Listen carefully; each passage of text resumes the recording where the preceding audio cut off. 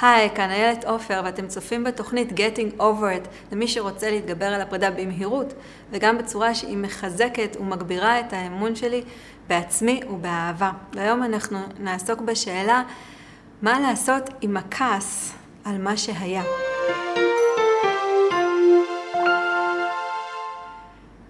בדיוק אתמול יצאתי מהקליניקה לארוחת הצהריים ולא האמנתי כמה חם בחוץ. כבר רק חיכיתי לחזור עוד פעם למזגן ולהתקרר, וזה קצת ככה בדיוק עם הכעס. הכעס פתאום מופיע והוא רגש ממש חם, והוא יכול מאוד להשתלט על העניינים ולהופיע ככה פתאום. זה הרבה פעמים קורה, בעיקר בזוגיות ובטח בפרידה.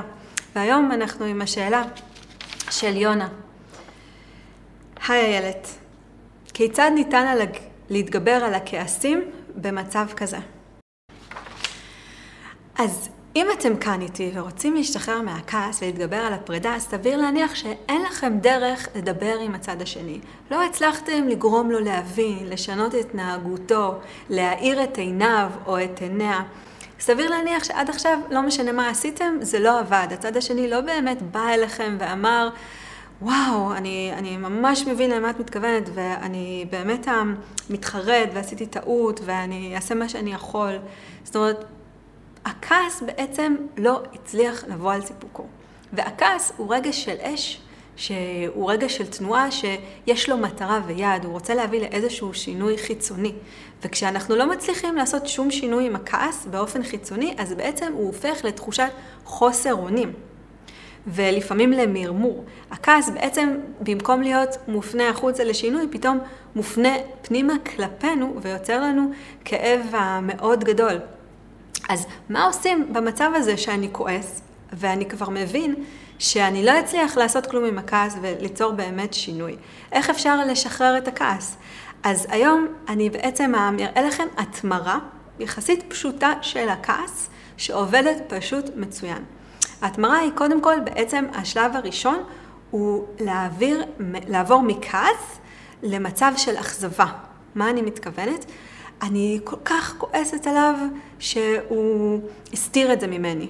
אוקיי? אז עכשיו אני אומרת לעצמי, אני עוברת אני מאוכזבת מזה שהוא הסתיר את זה ממני.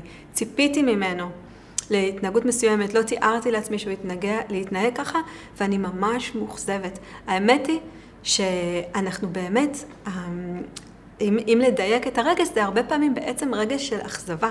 אבל הרגש של אכזבה, בניגוד לכעס, הוא רגש שפחות נדבק אלינו. הוא הרבה יכול, אתם תראו שברגע שתעברו לאכזבה, אז הרגש יהיה פחות יכאיב לכם, והוא יותר יזרום הלאה ממכם. אז אני נגיד והוא שיקר, או אפילו אם הוא בגד, אז במקום לכעוס אני מאוכזבת. והאכזבה גם מביאה אותי לסוג של מקום, שהוא בעצם הצעד הנוסף השינוי הנוסף שאני מתארת כאן, שהוא של השלמה. אני בעצם מבינה ומשלימה עם זה שחשבתי עליו משהו. ציפיתי למשהו מהאדם שאני מאוד אוהבת, וגיליתי משהו אחר. וזה מאוד מאכזב, נכון, זה כואב, אבל זה בסדר, אתם תכאבו את זה וזה יעבור, האכזבה. וההשלמה אומרת, שבעצם עשיתי מה שיכולתי, ואני מבינה שזה כבר מחוץ להישג ידי. ההשלמה זה רמה מסוימת שמאפשרת שחרור. זה ללמוד לשחרר דרך ההשלמה.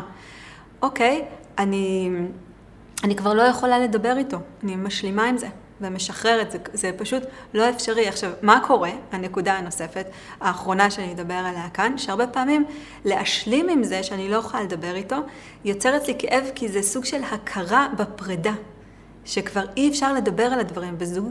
כשאנחנו בזוג אנחנו מדברים ואנחנו אולי רבים ומתאמצים או שלא מתאמצים, אבל יש המון אינטראקציה. בפרידה כבר אין אינטראקציה.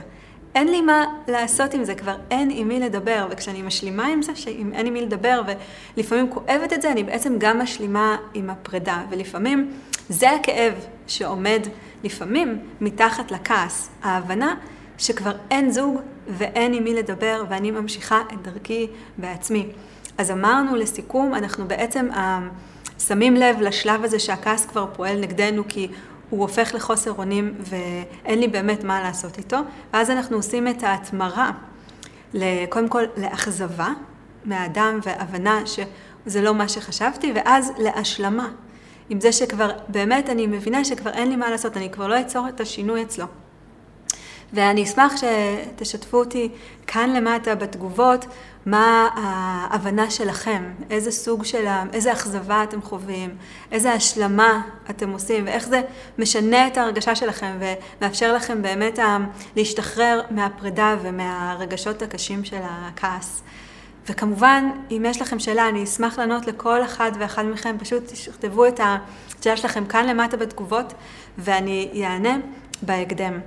ואם עדיין לא נרשמתם לקבל הדרכות ישירות למייל מדי שבוע, אתם מוזמנים להירשם כאן למעלה, וההדרכות יגיעו אליכם מדי שבוע.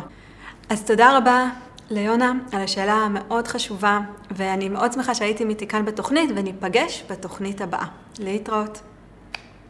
שכדי להשתחרר מזה, מהכאב הזה, דווקא אנחנו צריכים כן לעמוד מאחורי עצמנו ולהבין שכדי להתגבר על הגירושים אני לא צריכה לשנות את אורי ולהשתנות, פתאום לאהוב דייטים, לאהוב איזה ספורט אקסטרים ולא, ההפך.